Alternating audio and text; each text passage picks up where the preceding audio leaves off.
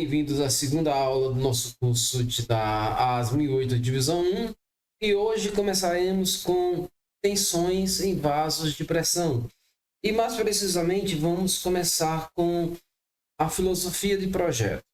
Entenda a filosofia de projeto como as premissas de projeto e o que devemos mais dar atenção e menos dar atenção. A aula anterior foi baseada no início da parte UG. Agora nós vamos entrar com o livro-texto. Então as próximas aulas serão com o livro-texto e com um outro livro que eu já vou mostrar a vocês. Então, para começarmos, nós vamos ter em mente e vamos ver, diretamente que todo esse livro é baseado na norma, tá? É baseado na norma. E em conhecimentos que vocês, como engenheiros mecânicos, já devem ter, né? Mas não se preocupem com essa parte. Essa parte nós vamos trabalhar também. Então, já no primeiro parágrafo aqui, eu tenho que, olha só, em geral, os vasos de pressão projetados de acordo com o código ASME, seção 8, divisão 1, são dimensionados conforme regras pré-estabelecidas e não existe uma avaliação detalhada de todas as tensões. Por que não todas as tensões? Porque tem locais onde exige maior atenção e tem pontos do equipamento onde as tensões elas ocorrem, mas ocorrem sem provocar riscos, né? A estrutura do vaso de pressão. Então nós não precisamos estar atento a todas as tensões provocadas no vaso. É por isso que eu falei na aula anterior que o livro ele vai nos ajudar a diminuir o caminho, né?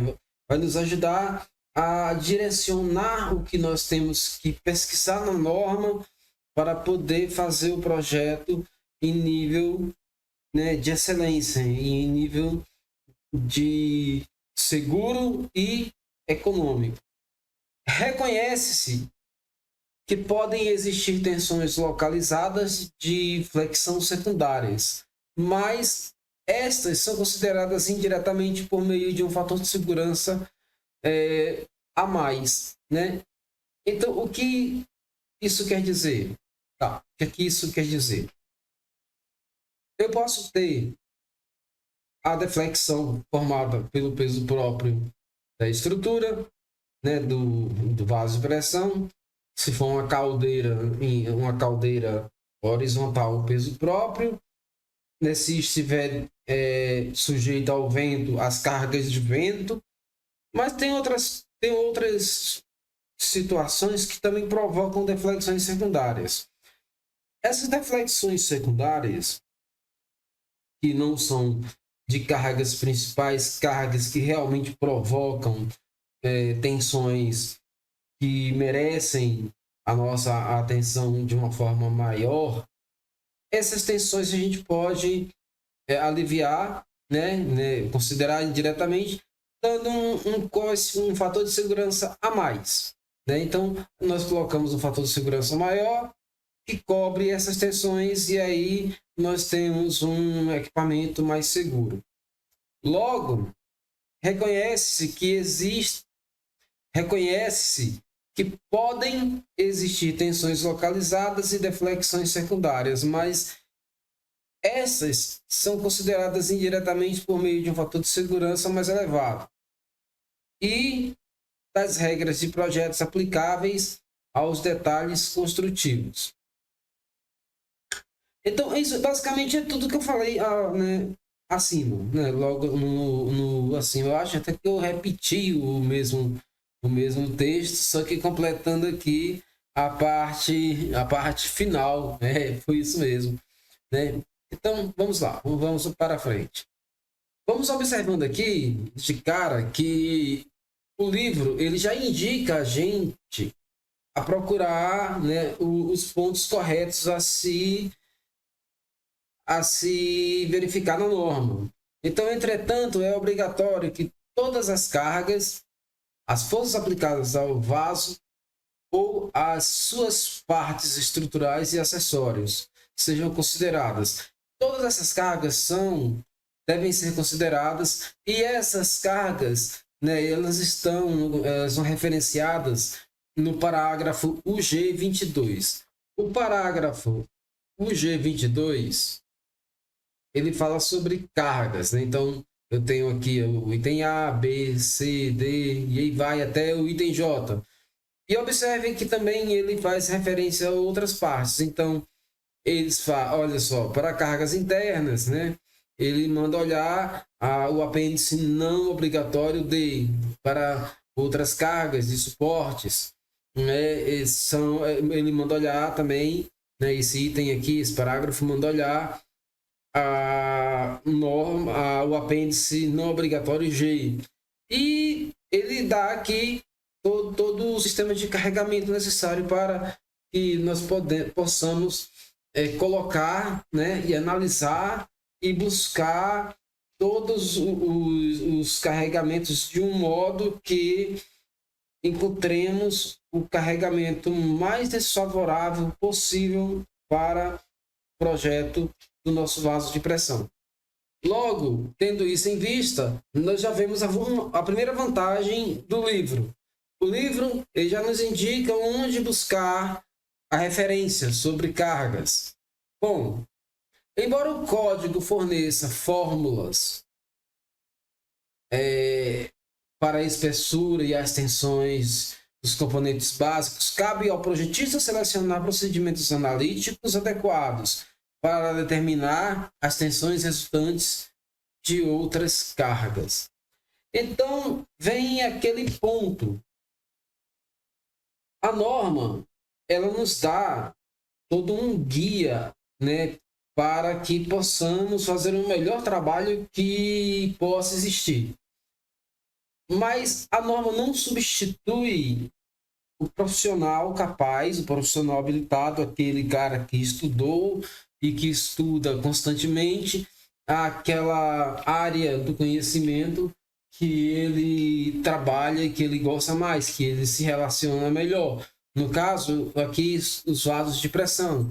No caso aqui, o código ASME, caldeiras, né, trocadores de calor. Então, outras fórmulas, né, outras equações podem ser usadas, outros métodos podem ser usados.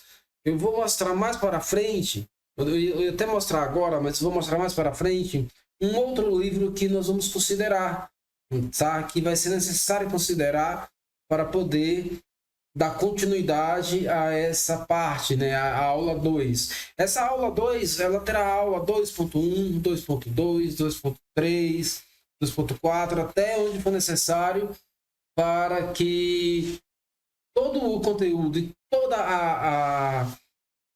essa parte de tensões seja bem compreendida.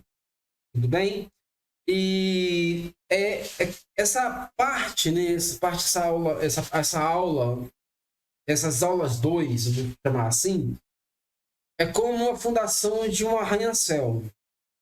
Se as fundações não forem bem projetadas, não forem bem construídas, ele vai cair, certo? E essa parte, né, do capítulo 2, das aulas 2, são essas fundações. Então, temos que conhecer bem, porque a partir daqui, se não tiver uma compreensão clara do que diz respeito às partes de tensões, onde olhar as tensões, como verificar as tensões, como analisar as tensões, como verificar o que provocou, como provocou e a consequência da não análise dessa tensão, certo? Então, o risco que corre e o prejuízo que isso pode dar, tá? Prejuízo de vida e financeiro, tá? O prejuízo financeiro se recupera, o de vida não. Então, é muito importante essa parte. Então, vamos focar bem nela. Depois a gente vai seguindo o curso com todo o rigor que exige um equipamento de tal importância. O projetista também deve selecionar as combinações mais prováveis de carregamentos simultâneos, de modo a lançar um projeto seguro e economicamente viável. Num vaso de pressão existem diversos carregamentos.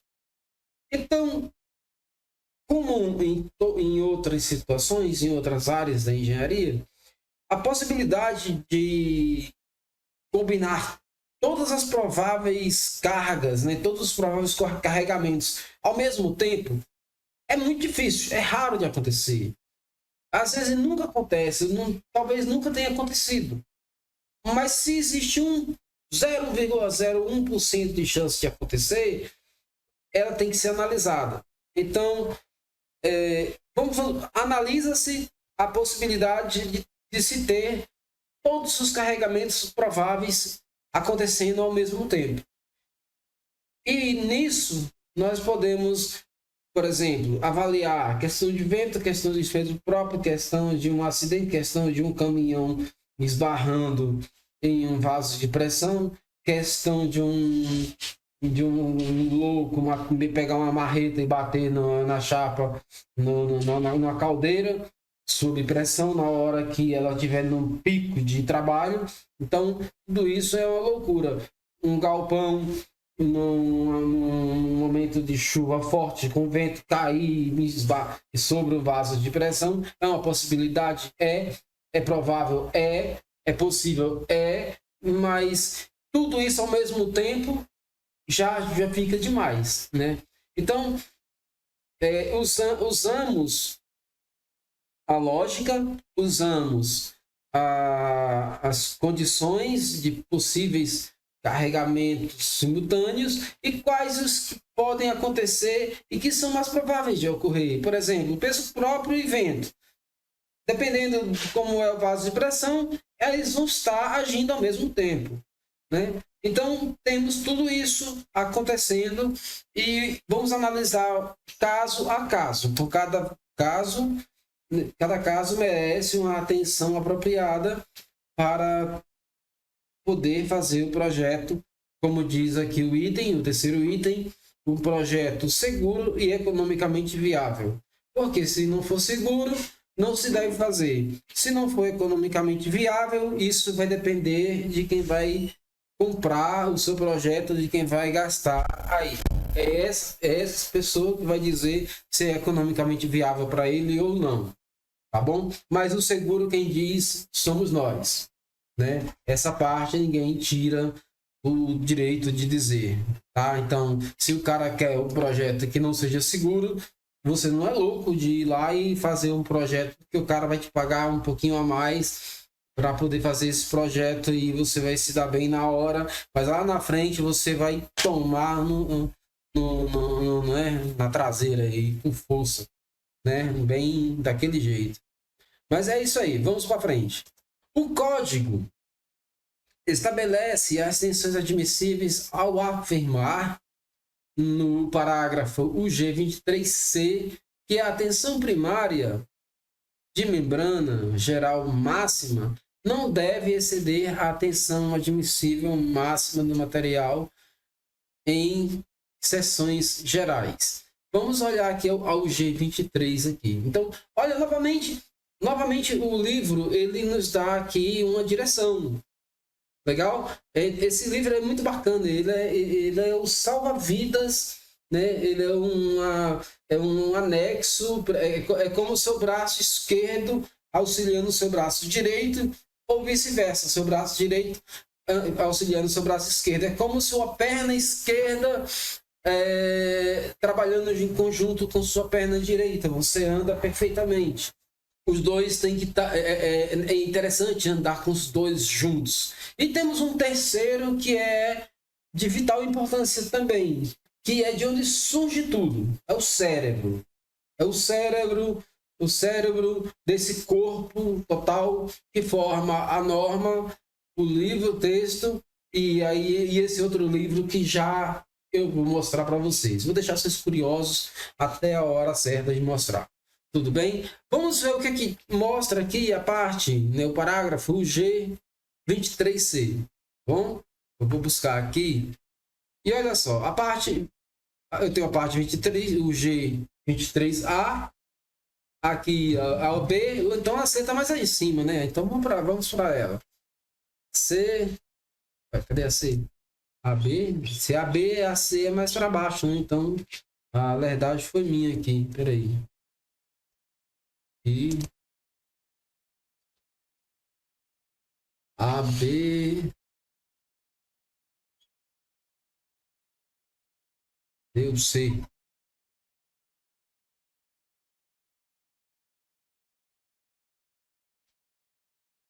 C, aqui. Então, olha só. A C, de cara, já fala sobre as espessuras da parede do vaso de pressão, tá? Então, ela já dá algumas dicas aqui, olha só. Ela já dá referência aqui a 22 tá lá em cima, né? Então, beleza, tá próximo. Então, vamos aqui mais para cima um pouco. Temos aqui as referências sobre o que trata, né, essa parte aí das tensões admissíveis, tá? E essas tensões admissíveis nós vamos trabalhar em um exercício. Logo nós vamos trabalhar em exercício essa questão de tensões admissíveis, tá? Então não fiquem apertados agora. Estamos apenas começando um grande um grande caminho a seguir. É uma estrada longa, mas nós vamos conseguir chegar lá e da melhor forma possível. Então, repetindo, né, o código estabelece as tensões admissíveis ao afirmar no parágrafo 23G que a tensão primária de membrana, né, na geral máxima, não deve exceder a tensão admissível máxima do material em seções gerais. Eu não sei se vocês conhecem, mas a norma ASME, ela tem, e aqui nós temos também, tabelas que trabalham com os materiais. E os materiais, eles trabalham baseado na temperatura de trabalho desse material, ou seja, a tensão admissível é uma função da temperatura, tá? Por quê? Porque eles trabalham, né, a tensão admissível diminui com o aumento da temperatura e vice-versa. Essas tensões admissíveis mais altas indicam claramente que níveis diferentes de tensão, dependendo da categoria de tensão, são aceitáveis. Então, se eu tenho categorias diferentes de tensão, eu tenho que avaliar, ou nós, como engenheiros, temos que avaliar se essa categoria de tensão ela é aceitável ou não para aquele material. E isso a gente vai ver através de ábacos, de tabelas, de fórmulas, né?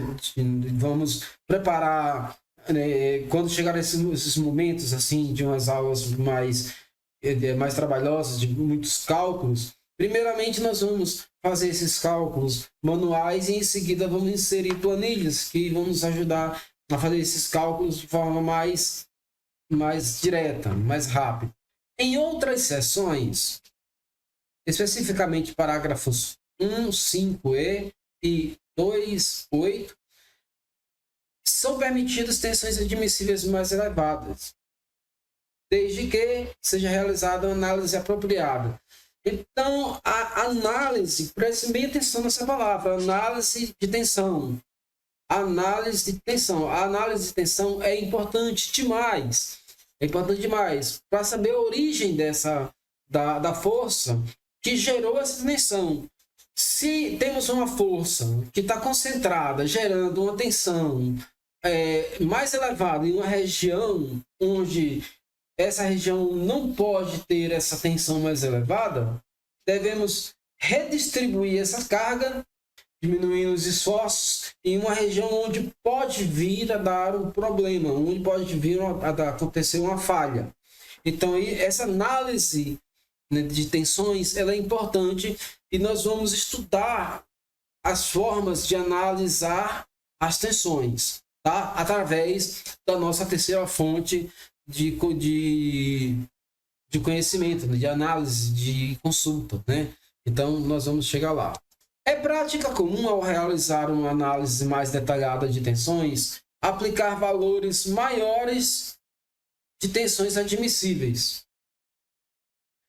Isso claramente se refere a coeficientes de segurança. Então, é uma prática comum, né, ao se realizar uma análise detalhada de tensões, aplicar valores maiores de tensões admissíveis. Para quê? Para podermos ter segurança, né, no produto final, no resultado final, que é o vaso de pressão ou, né, uma caldeira.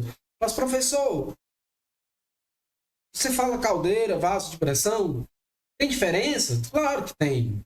A caldeira gera energia. Ali eu tenho uma fonte de calor que vai aquecer a água, que vai aquecer todo um sistema, que vai transformar a água em vapor. Esse vapor vai estar ali dentro, contido da caldeira, né? Vai ser distribuído para um sistema industrial, não sei. O destino do vapor, esse não nos interessa aqui no curso. Mas, por exemplo, nós temos um vaso pulmão, onde geramos o ar comprimido, né? Comprimimos o ar em um compressor, através de um compressor. Aquele vaso ali, aquele cilindro, onde tem o compressor em cima, ele é um vaso de pressão, ele armazena pressão. Então, ele cabe aqui dentro dessa norma. Ele cabe dentro desse curso, ele faz parte da nossa análise. Mas quando eu tenho um conjunto de compressores que lança, né, o ar comprimido para um vaso maior, um vaso pulmão, digamos assim, eu tenho uma pressão bem maior, né, e uma quantidade de ar comprimido bem maior. Então, o que é isso? O que é o ar comprimido? O ar comprimido é o ar, né, com uma energia potencial absurda, que se houver um vazamento, ele vai explodir. Né? Ele vai explodir. Não é à toa que fazemos o teste hidrostático com água, porque a água é incompressível, praticamente incompressível. Quando o vaso não aguenta mais, ele se rompe e a água sai normalmente. Mas quando usamos, aí tem uns loucos que usam, né, fazem teste pneumático em vaso de pressão. Eu não aconselho, porque se ele rompe, toda aquela energia potencial é liberada. E pedaços do vaso de pressão vai sair em altas velocidades. Pode atingir pessoas que estão passando por perto, pessoas que estão ali naquele ambiente, pode até derrubar um local, né, onde está o vaso de pressão, dependendo do tamanho do vaso de pressão. Então, é muito perigoso, né? Por isso, uma norma tão longa, por isso um livro tão extenso, por isso um cuidado tão grande. Então, temos que ter em mente que a importância de uma análise detalhada de tensões, certo, é extremamente necessária. E isso vai ser requisito, né? Entender isso 100% vai ser requisito para que vocês, né, possam passar para a aula 3, tá? Então, a aula 2, eu já falei que ela vai ser subdividida em aulas 2.1, 2.3, 4, 5, 6, não sei quantas aulas forem necessárias, tá? Então, o objetivo disso é transformar isso aqui em algo que já seja automático. Falou vaso de pressão, análise de tensão, acabou, tá? Vamos em frente. De fato, a avaliação detalhada das tensões permite substituir o uso de um maior fator de segurança, ou seja, adotado pelo código, por um conhecimento mais preciso de tensões localizadas. Eu vou repetir. De fato, a avaliação detalhada das tensões permite substituir o uso de um maior coeficiente de segurança, né, ou seja, um fator de segurança, adotada pelo código, no código ASME, né, claro que está falando, por um conhecimento mais preciso das tensões localizadas. E o que isso quer dizer? Ora, você tem a ligação soldada entre o cilindro e as extremidades. Aqueles pontos de solda, digamos que você vai analisar aquele ponto de solda. Então, se você faz uma análise precisa da solda e da região envolvida pela solda, né? Aquela região termicamente afetada pelo calor da solda, se a análise for uma análise de alta precisão, você pode diminuir o fator de segurança ali, dependendo dos resultados encontrados na análise. Então, tenha em mente isso também. Não é só analisar, é interpretar os resultados da análise. É o mais importante, além da análise, o resultado. Aí vem um rapazinho lá, joga uns dados no software, e o software não, ele ajuda, mas o cara não sabe o que significa aquilo ali que está saindo no software. O software não é uma situação real, né? Nós vamos fazer aqui nesse curso simulações por análise de elementos finitos. É o mais confiável que tem. Pelo menos até hoje, o que eu sei é o mais confiável que tem. E nós faremos um modelo em elementos finitos. Então, vocês vão aprender isso também aqui. Olha só que legal. Vão aprender isso aqui. Esse curso, ele não vai ser menos de 400 horas de curso. Não será menos. É tanto que ele vai virar pós-graduação. Tá? Então, o que acontece? Feita a análise, interpretados os dados da análise e verificado que é possível reduzir o coeficiente de segurança para poder ter uma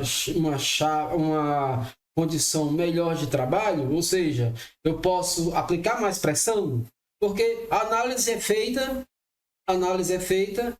primeiramente no modelo computacional, por exemplo, digamos assim, por elementos finitos. Eu recomendo fazer em elementos finitos, não usar nenhum outro software além dos modelos em elementos finitos, os cálculos mais simples em planilhas, tá? E depois de construído, a análise de uma solda, né? Aí já vem um inspetor de solda com qualificação para isso, ele vai te passar um laudo, um resultado, e você tem que saber interpretar isso, né? Afinal de contas, você se formou para isso, tá? Você está assistindo essa aula para isso, saber interpretar, tá? Então, aqui não é para qualquer um, como eu falei na aula anterior, não é para ser... Eu não quero gente meia boca aqui, não. Aqui tem que ser um cara que gosta do difícil, que gosta do excelente. O fácil não é... Quem quiser o fácil não precisa estar aqui junto, não. Pode procurar outro caminho, tá? Aqui o cara tem que querer saber, tá? Tem que estar disposto a sentar a bunda na cadeira e estudar, tá bom? Então, depois disso, ele pode determinar, vamos fazer uma comparação. Na análise de elementos finitos, o resultado deu uns determinados valores, né? Deu uns valores que você tem lá de referência. O vaso foi construído. Aí foi feita ali uma análise, tá? Uma análise in loco no equipamento construído, e naqueles mesmos pontos saíram um outro conjunto de valores. O que você vai fazer? Vai comparar os conjuntos de valores. E através disso, se você vê uma discrepância muito grande entre valores, ou se você vê que os valores são próximos, porque eles não vão ser exatos, raramente serão exatos, mas não pode ser muito distantes, certo? Eles têm que serem próximos, valores próximos. Então você pode dizer, não, esse vaso de pressão, essa caldeira pode trabalhar com tantos quilos de pressão, tantos bar de pressão, tá? Tantos megapascal de pressão. É isso que a análise vai fazer. É isso que a análise vai permitir você passar para frente, tá bom? Esse fator de segurança elevado, originalmente, refletia, né, a falta de conhecimento sobre as tensões reais. Dizia um professor meu que que o coeficiente de segurança é nosso coeficiente de ignorância. A falta de conhecimento a respeito do material, a respeito do processo, a respeito de vários outros fatores, e isso é uma pura verdade. Você não sabe, se não fizer um teste, fizer laudos de não destrutíveis, laudos destrutivos, se você fizer uma série de testes materiais para comprovar as especificações das propriedades mecânicas, físicas, químicas, né? Então, você tem um coeficiente de ignorância, digamos assim, tá? Um valor calculado de tensão tem pouco significado até que se conheça sua localização, distribuição no vaso e o tipo de carregamento que gerou essa tensão. Diferentes tipos de tensão têm importâncias distintas. Eu vou ler de novo para podermos ter uma compreensão melhor. Esse fator de segurança elevado, originalmente, refletia a falta de conhecimento sobre as tensões reais. Hoje temos ferramentas para fazer análise de tensões com maior precisão. Um valor calculado de tensão tem pouco significado até que se conheça a sua localização, distribuição no vaso e o tipo de carregamento que gerou essa tensão. Diferentes tipos de tensão têm importâncias distintas, importâncias diferentes. Tem diferentes motivos de preocupação, digamos assim. Então, vamos lá. Eu tenho uma tensão calculada, um valor de uma tensão calculada. Esse valor de tensão calculada, se ele for próximo, digamos que ele seja próximo de um bocal, tá? Eu preciso dar atenção ali. Um bocal é um ponto onde a concentração de tensão é maior. O que eu posso fazer ali? Eu posso aumentar um reforço nas chapas do bocal, para o bocal. Eu posso eliminar pontes de carregamentos. E eu preciso também saber qual a carga que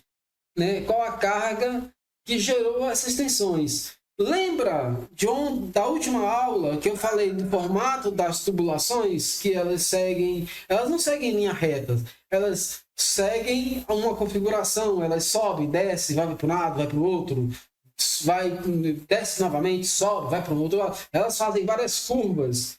Por quê? Existe uma coisa chamada dilatação térmica. E existe lá no curso de tubulação uma coisa chamada de análise de flexibilidade.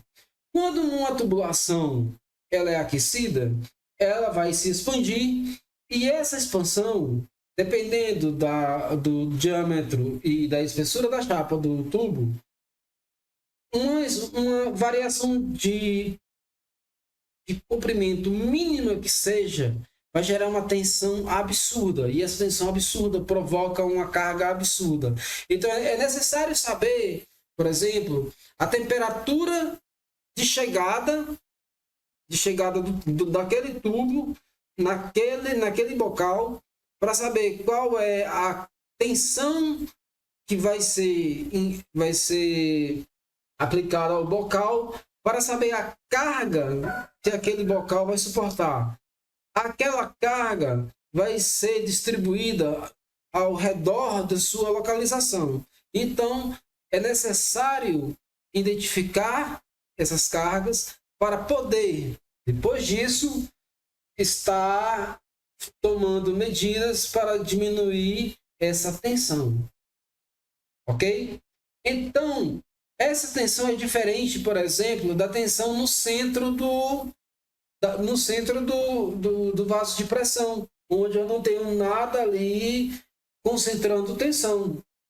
Certo? Se eu tenho uma tensão ali, eu vou preocupar apenas que a chapa aguente a pressão que está sendo submetida. Então, eu não preciso me preocupar se a chapa lá no meio do cilindro, que não tem nada em cima dele, nada soldado nele, nada pregado nele, que não tem nada ali, apenas ele é o corpo do vaso de pressão, eu não preciso me preocupar com nada a não ser se ele suporta. Isso é mostrado nessa figura aí ao lado. Eu estou mostrando aí ao lado a figura e eu estou mostrando dois tipos de tensão, uma longitudinal e uma radial, certo? E eu estou mostrando lá no primeiro desenho, certo? Eu tenho a parte A, eu tenho o ponto A, eu tenho o ponto M, ponto P e o ponto B. E eu tenho entre A e M, certo? A e M, eu tenho aí um local onde eu estou analisando a tensão 1 e a tensão 2, a tensão numa direção e a tensão na outra direção.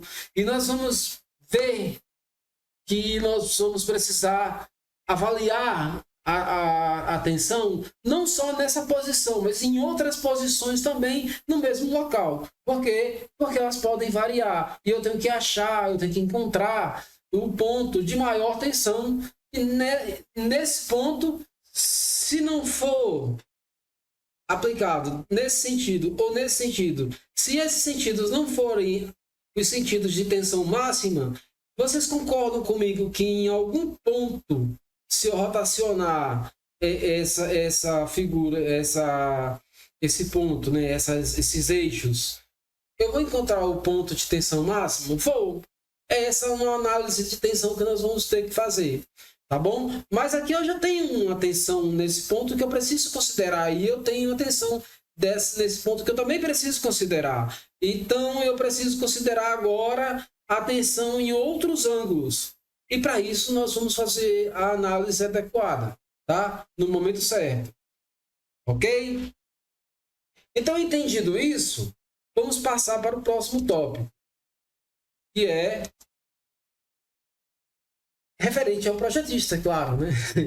Não pode ser diferente. Então, o projetista deve, portanto, familiarizar-se com os diversos tipos de tensões e carregamentos para aplicar corretamente os resultados das análises. Também deve adotar uma teoria de resistência ou falha adequada, de modo a combinar tensões e definir limites admissíveis. Olha bem, eu preciso adotar teoria de falhas e a partir daí nós vamos definir os limites admissíveis de pressão de trabalho, de pressão de carga e de teste hidrostático e todo o restante, os tubos que vão dentro de uma caldeira, se for uma caldeira, a pressão, né, a mesma coisa para um silo pulmão, tá? Então, tudo isso é baseado na análise de falha. E nós vamos analisar isso e esse ponto específico só sai dele quem acertar 100%, é um ponto crucial, tá? Então, esse capítulo aqui, né, essas aulas 2 aqui, vai deixar muita gente de cabelo em pé, né? Os meus cabelos já são poucos aqui para ficar em pé. Mas fica, assim, os do lado fica apontando para os lados, parecendo Schopenhauer. Né? Mas fica, né? Mas, enfim. Mas é uma coisa gostosa de fazer. Quando você vê que você é capaz, quando você faz e você consegue mostrar, e consegue fazer, e consegue vender o seu projeto, e você ganha lá os seus 30 mil, 40 mil reais esse projeto, você vai ficar feliz da vida. Aí vem a sua mulher e diz assim, me dá metade para cá. Certo? E aí você fica, pelo menos ficou metade, aí ela vai lá e me dá o resto. Pronto. Aí você fica feliz também, porque, enfim, é normal. A minha faz isso. Né? É desse jeito.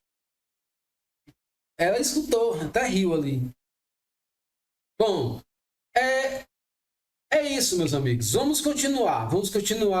Brincadeiras à parte para descontrair, mas a coisa é séria. Um vaso de pressão, é como eu falei ontem, um médico, quando ele erra, ele pode matar uma pessoa. Ou, no caso, duas, se for uma mulher grávida de um filho.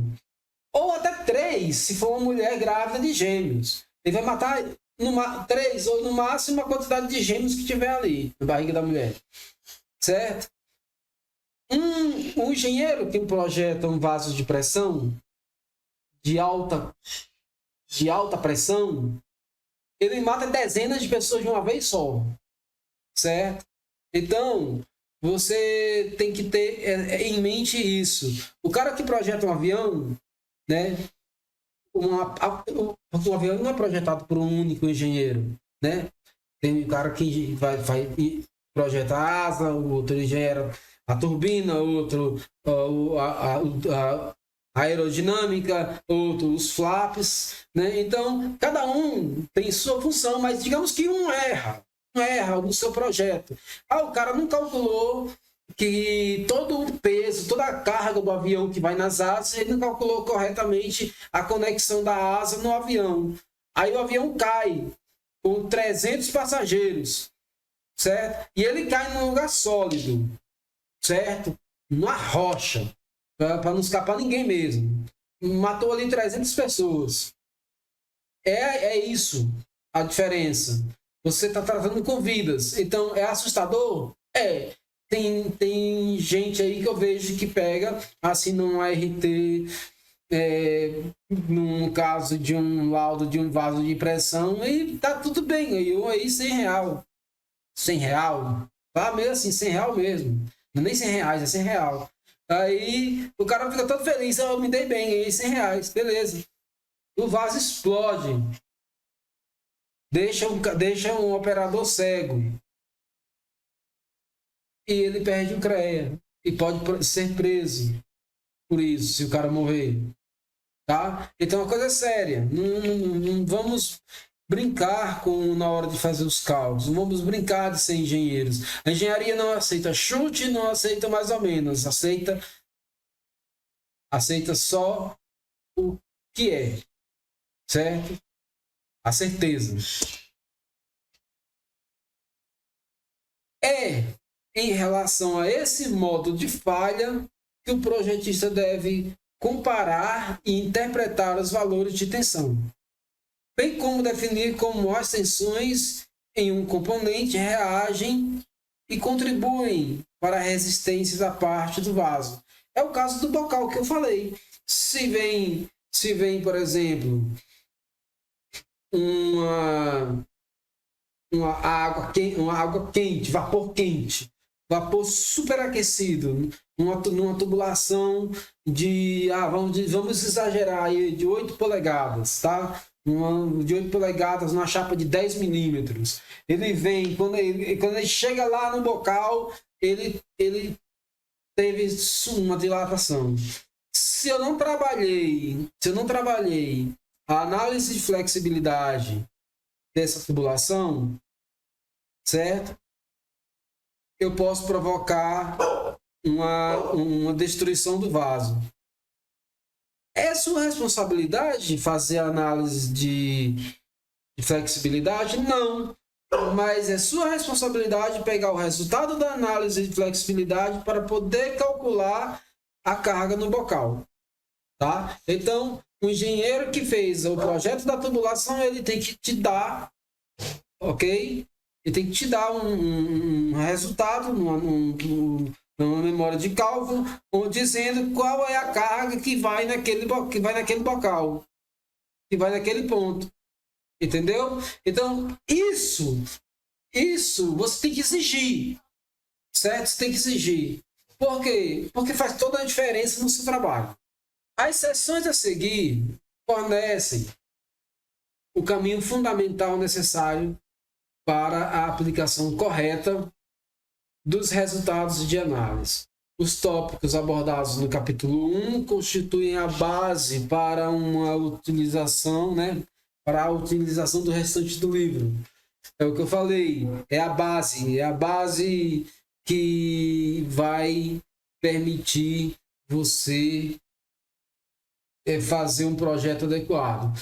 Uma seção sobre problemas e considerações especiais também está incluída neste livro aqui, para alertar o projetista sobre situações mais complexas que podem surgir. Professor, existem situações mais complexas? É claro, sempre vai ter. E é bom que tenha, você vai exercitar melhor seu cérebro vai agradecer, tá bom? A análise de tensões consiste em determinar a relação entre forças externas aplicadas a um vaso e as tensões correspondentes.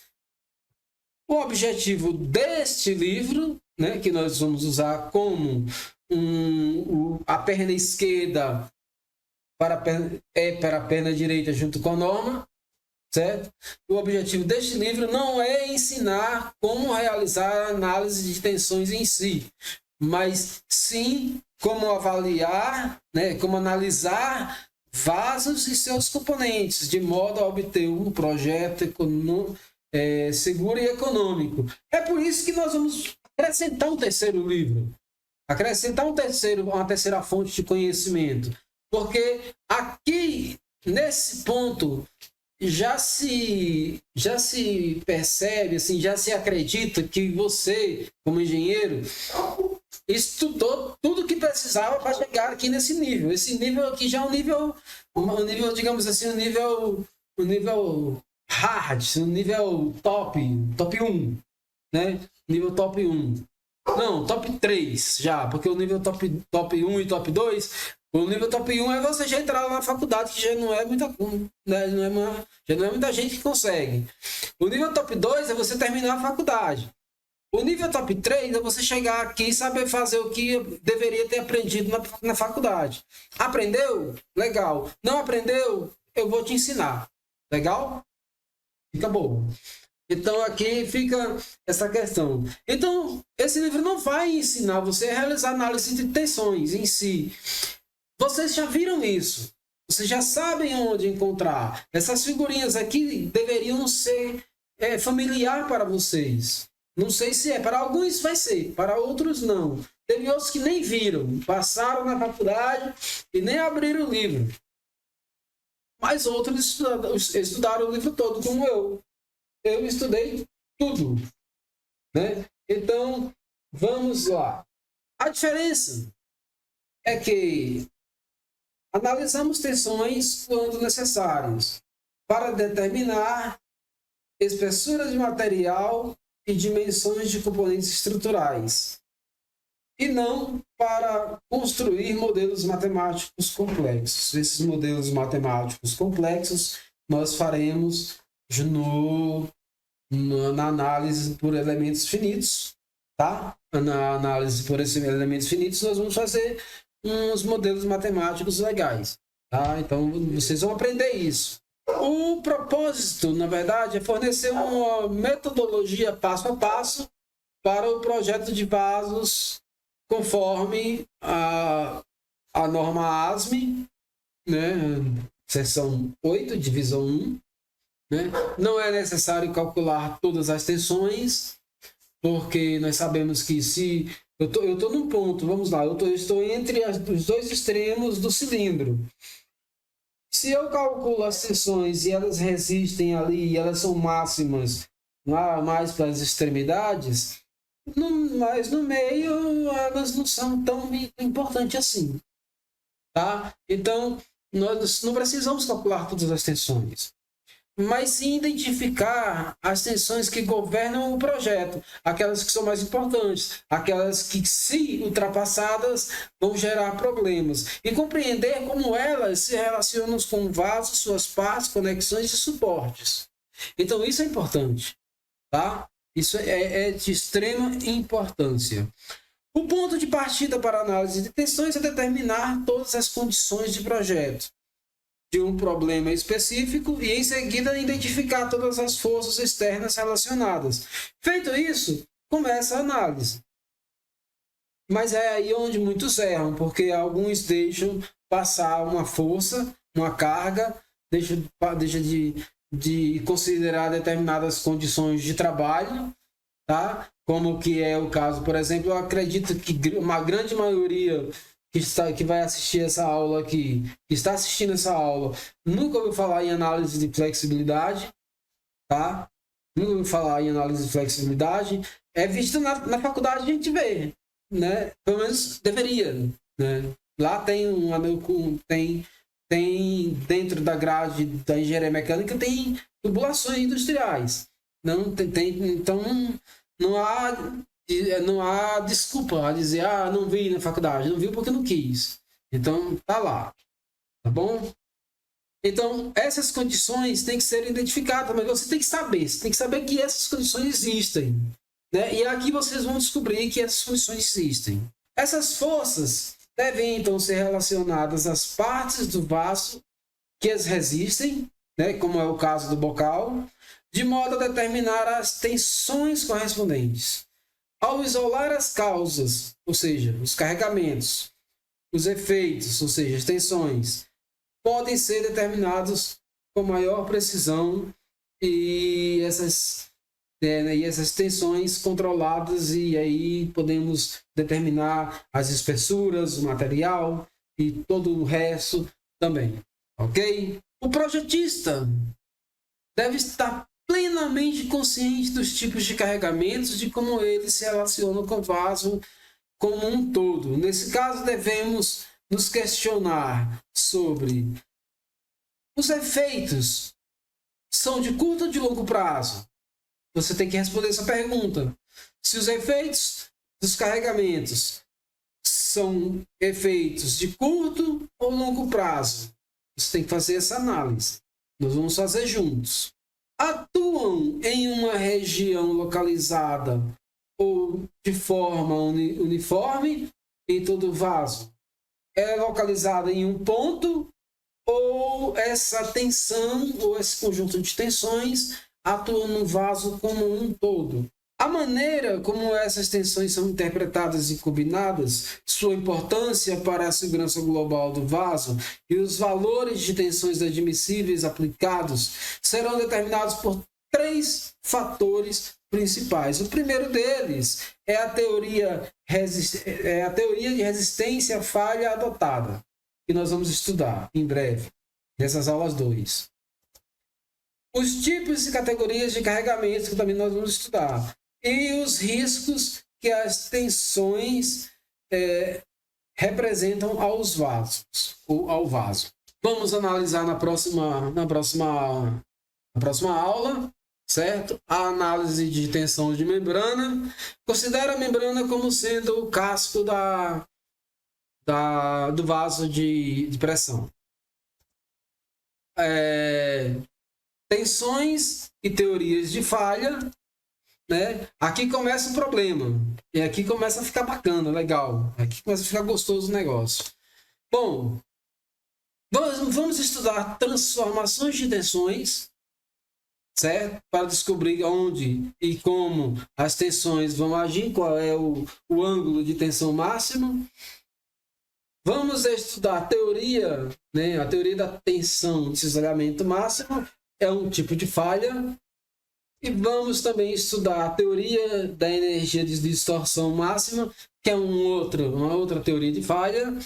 E depois nós vamos comparar essas 2 teorias de falha e ver qual delas vai mandar no nosso projeto. No mais, eu vou mostrar aqui a vocês o que nós vamos estudar a partir da próxima aula, tá? A partir da próxima aula, nós vamos vir aqui. Esse, meus amigos, é o famoso livro de resistência dos materiais.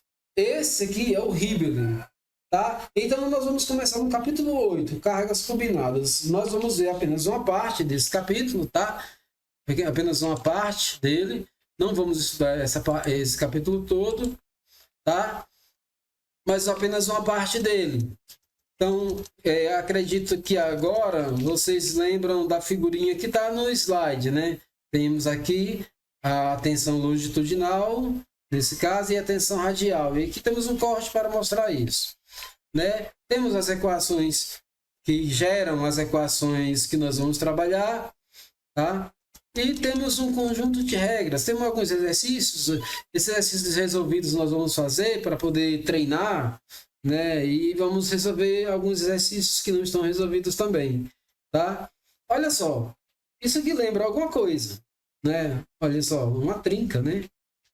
Lembra alguma coisa. Isso é uma falha no material. Então temos aqui um vasinho de pressão aqui, ó, olha só, de um compressor, como eu falei, né? Aqui nós temos portes de um vaso de pressão, transformações de tensões. Nesse ponto, nós vamos descobrir os ângulos, por exemplo, olha aqui. Aqui eu tenho a tensão, né, perpendicular, a tensão longitudinal, né? Eu tenho aqui as várias tensões. E aqui eu tenho a transformação da tensão. Eu vou analisar em outros ângulos e eu vou achar o ângulo θ, onde a tensão é maior. E é com esse valor de tensão maior que eu tenho que trabalhar, porque é ele que pode gerar falha, é ele que pode destruir o vaso de pressão. Ok? Então, esse capítulo 9, né? 9, né? 9. Ele vai ser bem estudado, tá? Bem estudado. E nós vamos ver que nós vamos resolver vários problemas aqui desse capítulo, né? Para poder entender bem as equações aqui, vocês vão ver que as equações são as mesmas do livro que nós usamos como livro como a perna esquerda em relação à perna direita, né? Que é quando você é perna esquerda é o livro, quando você é perna direita é a norma, a AS 1008. Tá? Então entendam assim. Tá? Então temos aqui esse capítulo 9, né? Que nós vamos estudá-lo todo ele, sem preguiça. Tá? Vou até pular mais um pouquinho mais rápido, para a gente já terminar essa aula de hoje. Vamos chegar nas transformações de tensões, de deformações. E nessas transformações de deformações, nós vamos encontrar as teorias de falha. Aqui é onde nós vamos estudar as teorias de falha. Não será o capítulo todo, acredito. Eu vou selecionar as partes que nos interessam e, baseado nisso, eu vou ensinar vocês como chegar lá, tá bom? Então, olha só, vamos achar aqui a primeira teoria de falha aqui. Vamos achar aqui a primeira teoria de falha. Só um minuto, vamos achar aqui a primeira teoria de falha. Olha só os vasos de pressão, vaso de pressão. Primeira teoria de falha, certo? Primeira teoria de falha, né? Primeira teoria de falha. Depois nós temos a segunda teoria de falha, né? E depois, para completar, a última teoria de falha, que é a comparação entre elas. Entendeu? Então, nós vamos estudar isso e depois de chegar nesse ponto, iremos partir para as aulas 3, né? Que serão aulas caprichadas. São aulas, todas as aulas, cada aula eu prometo dar o melhor de mim, certo? Cada aula que nós formos avançando, eu prometo uma aula com um nível de excelência cada vez maior, certo? De modo que o investimento de vocês, que o maior investimento de vocês, que é o tempo de vocês, seja como é que fala?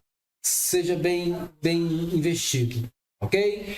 Nós vamos ficar por aqui por hoje, né? Já deu uma aula longa, bem longa, e agora eu vou me despedindo.